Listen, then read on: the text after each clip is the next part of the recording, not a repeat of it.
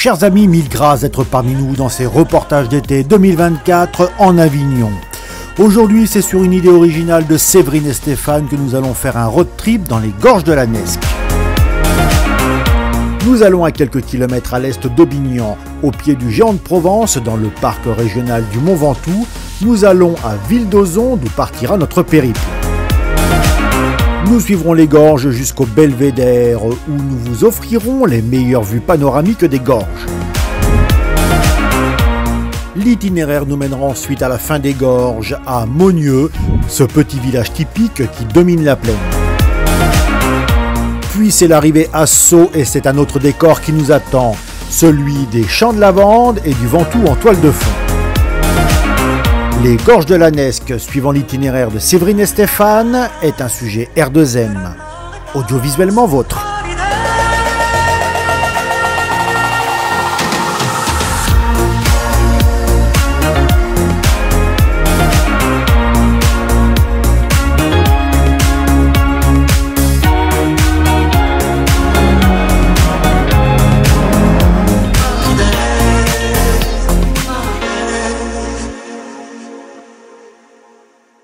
C'est à quelques encablures à l'est d'Aubignan que partira notre road trip entre Falaise et Lavande.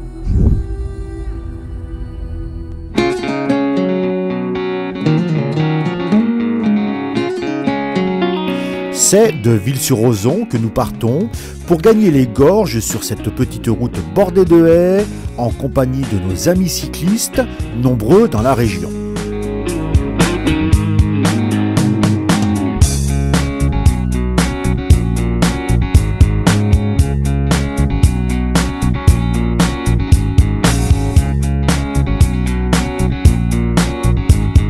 Remontant le cours de la Nesque, la route des gorges nous dévoile ces falaises sauvages de plusieurs centaines de mètres de dénivelé.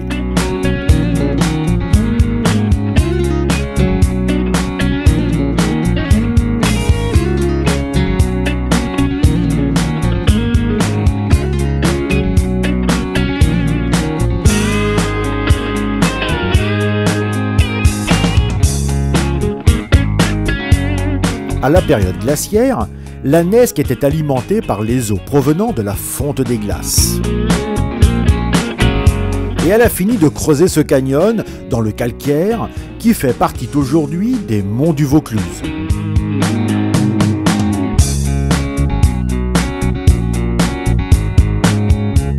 Et nous arrivons au point le plus remarquable de notre itinéraire.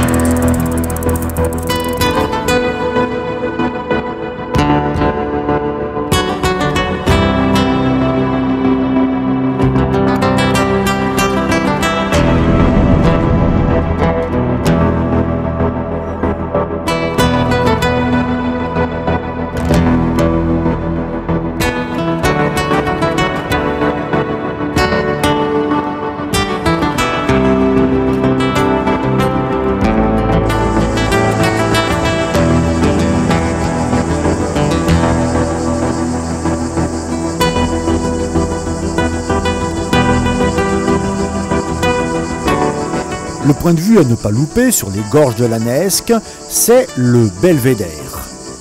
D'ici, nous avons la meilleure vue sur les falaises et le rocher de cire, ainsi nommé car il abrite de nombreux essaims d'abeilles sauvages.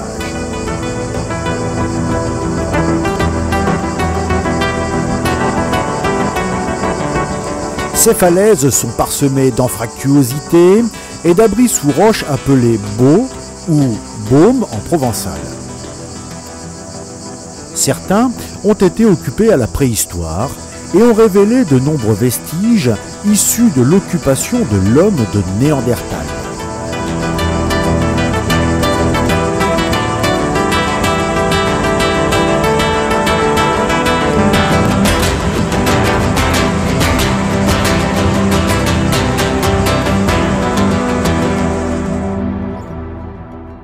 Au bout de 25 km de gorge, nous voici à Monnieux. Cramponné au flanc sud-est du massif du Ventoux, le village monte la garde à l'entrée des gorges. Et c'est par la porte Meunier que nous entrons dans le village, la seule encore existante à ce jour.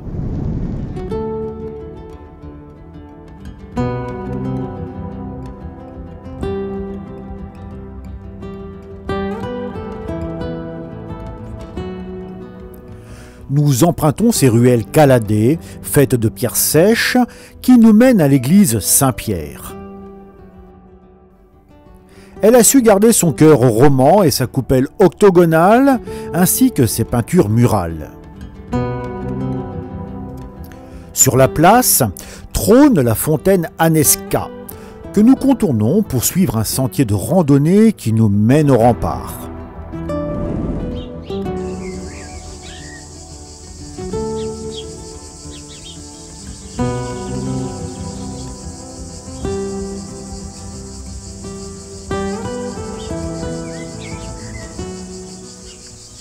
Sur le modèle de la plupart des villages médiévaux, Monnieux s'est doté au XIIe siècle d'une enceinte fortifiée, destinée à protéger le Val de Sceaux.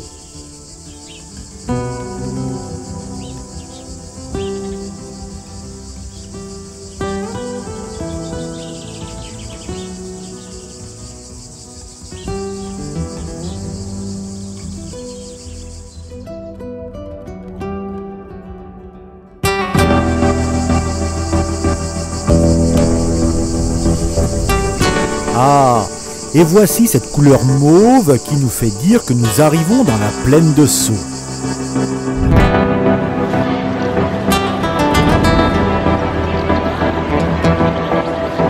Traversons la ville en passant par l'église Notre-Dame de la Tour.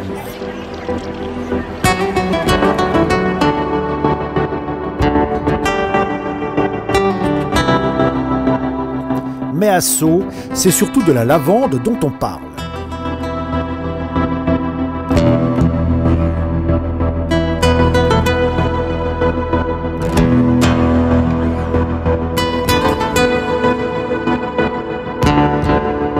Allons donc au cœur des champs de lavande.